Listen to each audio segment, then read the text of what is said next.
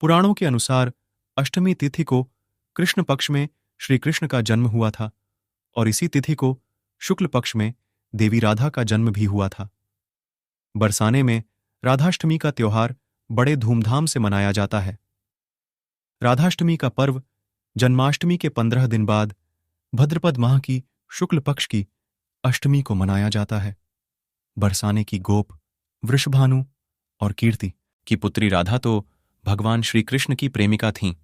बरसाने के अलावा राधा का अधिकतर समय वृंदावन में ही बिता। राधा ने जब कृष्ण को देखा तो वह बेसुध हो गई थी। कहते हैं पहली बार उन्होंने श्री कृष्ण को तब देखा था जब उनकी मां यशोदा ने उन्हें ओखले से बांध दिया था।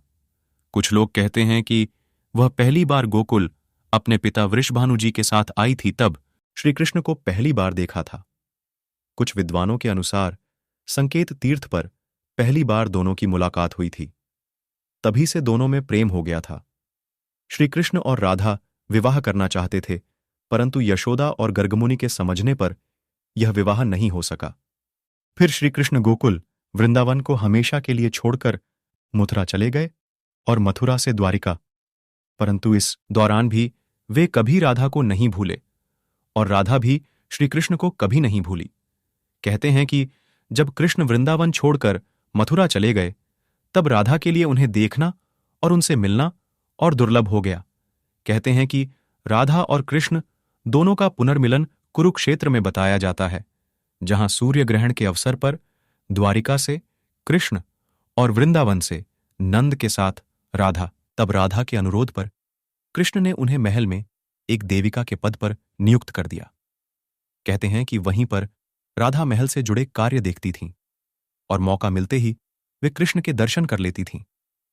एक दिन उदास होकर राधा ने महल से दूर जाना तय किया।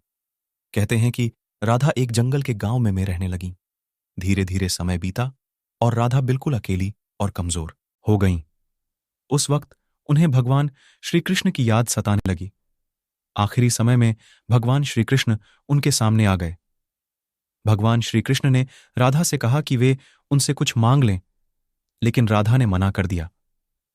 कृष्ण के दोबारा अनुरोध करने पर राधा ने कहा कि वे आखिरी बार उन्हें बांसुरी बजाते देखना और सुनना चाहती हैं।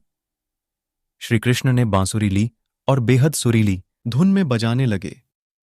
श्री कृष्ण ने दिन रात बांसुरी बजाई।